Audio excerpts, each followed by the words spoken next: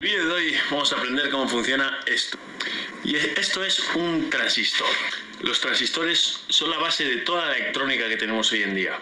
Todo lo que lleve un procesador, un móvil, un ordenador, una cámara, lo que sea, tiene millones y millones de transistores. Pues en este vídeo vamos a aprender primero cómo funcionan y después vamos a usarlos como amplificador. Vamos a hacer un detector de corriente para saber cuándo circula corriente por un cable y después vamos a hacer un amplificador. Por ejemplo, para un altavoz. Enchufaríamos por aquí la música y sonaría el altavoz. Pues si queréis verlo dentro vídeo.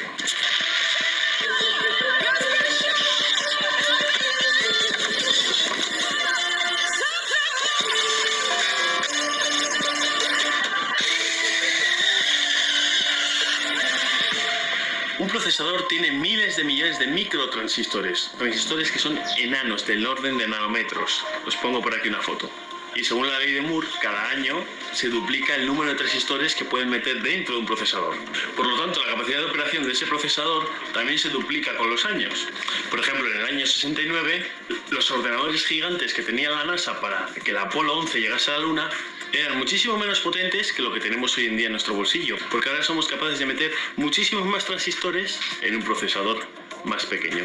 Llegará un punto en el que no los podamos hacer más pequeños porque la electricidad saltará directamente del emisor al colector y por lo tanto el transistor dejará de servir. Ahora vais a entender mejor cómo funciona un transistor.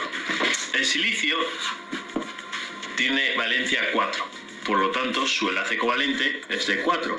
Se enlaza con 4 átomos de silicio y aquí otro y aquí otro. Y este a su vez pues tiene otros 4.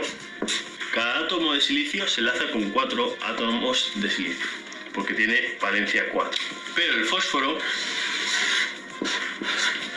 tiene valencia 5, por lo tanto se enlaza con 5 átomos. Y el galio, por ejemplo, tiene valencia 3 y por lo tanto se enlaza solo con 3. O sea, si introducimos a la estructura esta de silicio, la introducimos átomos de galio o átomos de fósforo. Pues eso es lo que se llama dopaje. Si introducimos en la estructura un átomo de fósforo, pues ahora el fósforo tiene un brazo que no se está enganchando a nada. Y eso en realidad no es un brazo que no está agarrándose un silicio, en realidad es un electrón. Aquí hay un electrón que está suelto, que no está compartiéndolo con ningún otro átomo de silicio, porque tiene valencia 5. El fósforo necesita engancharse a 5, pero la estructura del silicio es de 4, entonces no encaja bien este electrón en ningún lado. Así que ahora tenemos una estructura que tiene un electrón de más. Bien, ahora vamos a hacer lo mismo, pero con el galio. A esta estructura de silicio, digamos que le añadimos un átomo de galio.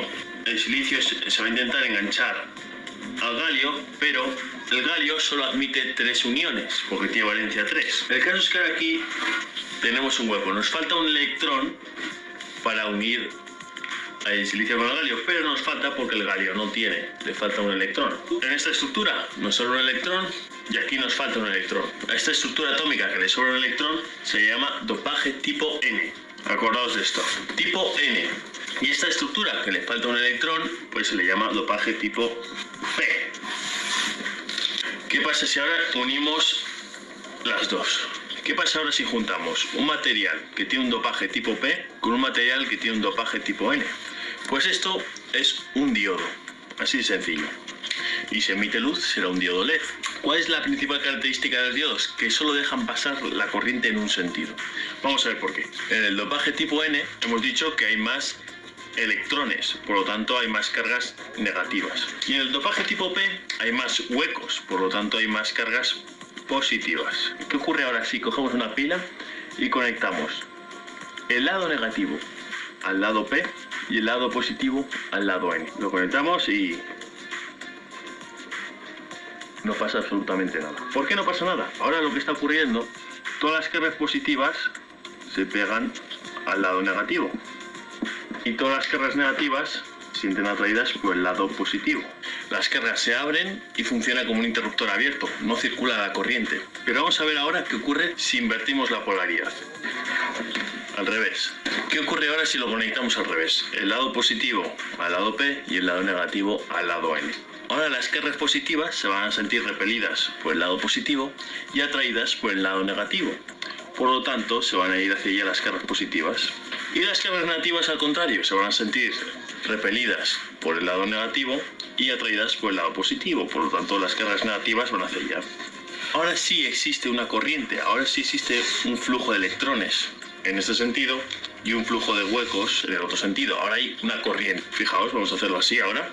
Vamos a conectar el lado positivo al lado P y el lado negativo al lado N y se enciende. Pues un transistor es un diodo doble. Aquí tiene un material tipo N, aquí tiene una pequeñita franja tipo P y aquí tiene otra N. Esto es un transistor. Esto es un NPN. También los hay PNP. Funciona igual, solo que cambia la polaridad. Pues si ahora intentamos aquí conectar una pila, pues nos vamos a encontrar siempre con un diodo en inverso. Por ejemplo, si colocamos así la polaridad, estas cargas positivas van a ir hacia allá y estas cargas negativas van a ir hacia allá. Entonces no va a circular la corriente, y si lo ponemos al revés, pues es justo al contrario. Estas cargas positivas van a ir hacia acá y estas negativas hacia allá. Y se va a abrir. Va a ser como un circuito abierto, como el diodo cuando funciona en inversa. ¿Qué pasa si ahora colocamos aquí una pila?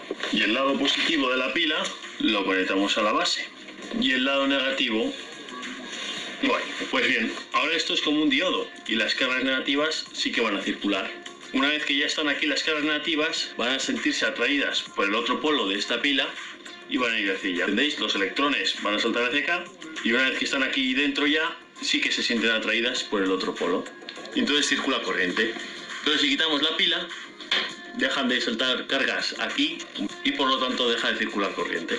Un transistor es muy sencillo. Tiene tres patas: el colector, la base y el emisor. El transistor puede funcionar como un interruptor, como un amplificador. Por ejemplo, si por la base no viene corriente, es como un interruptor abierto.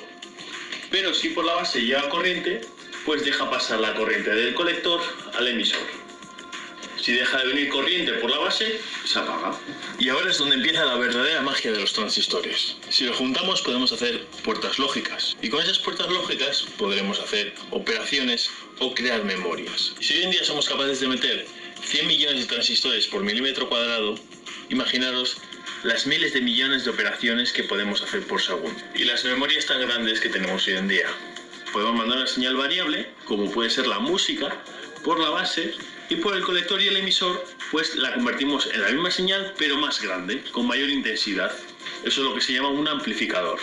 Bien, en ese transistor que he cogido, el primero por la derecha es la base, el segundo es el colector y el tercero, este de aquí, es el emisor. Hay que tener muy claro qué es cada pata antes de montar el circuito, claro. Vamos a fabricar un detector de corriente.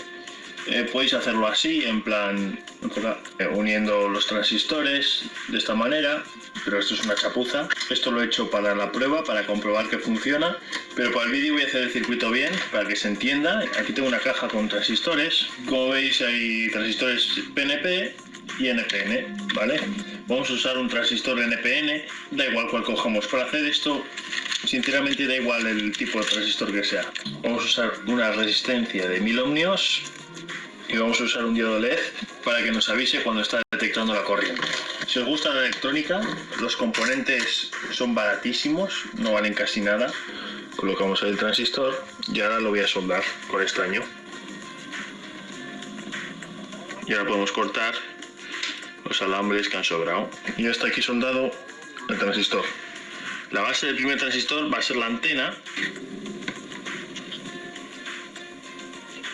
Vale, os explico cómo funciona este detector de corriente. Por estos dos cables le llega la potencia de la pila. Como veis, lo que he pintado ahí en naranja es el lado positivo y lo azul el lado negativo. Bien, pues a la base de este primer transistor le he colocado este cable que es la antena. Cuando se induce aquí una corriente, aunque sea muy pequeña, excita el transistor y pasa corriente del colector al emisor. Que el emisor está, aunque sea muy poquita corriente, porque por aquí viene muy poca corriente, fijaos, ahí se está encendiendo con mi mano. El emisor de este transistor está conectado a la base de este otro transistor, que lo que hace es aún mayor la intensidad de la corriente y así podemos encender el LED. Este cable de aquí está enchufado a la corriente, pero este por ejemplo de aquí no. Cuando lo acerco al cable que tiene corriente, pero cuando lo pongo en el cable que no tiene corriente, no se enciende. Una aplicación muy útil del detector de corriente es para saber cuál es la fase y cuál es el neutro. Cuando acercamos al cable marrón, ¿veis? Se enciende. Pero cuando acercamos al cable azul, eso quiere decir que la fase es el marrón. Y aquí he hecho un amplificador de sonido, lo estuve haciendo en directo. Es muy sencillo. La entrada de audio es esta de aquí, cruza por este condensador. El condensador se pone para cortar la corriente continua y dejar pasar la corriente alterna solamente, porque al final la música es corriente alterna. Esto lo que hace es cortar todo lo que no sea música, que viene a la base de este transistor, amplifica la corriente y esa amplificación viene a la base de este otro transistor y vuelve a amplificar la corriente para alimentar con mucha más corriente este altavoz.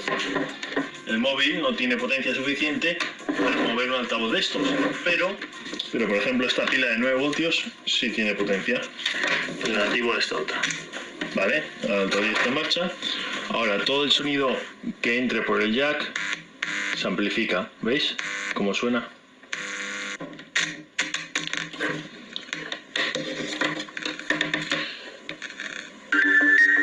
Y suena.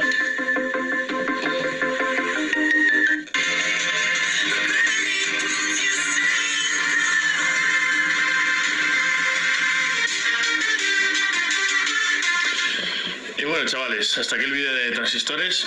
Espero que hayáis aprendido algo nuevo. Sé que era un vídeo un poco complicado. Si me lo he merecido, porfa,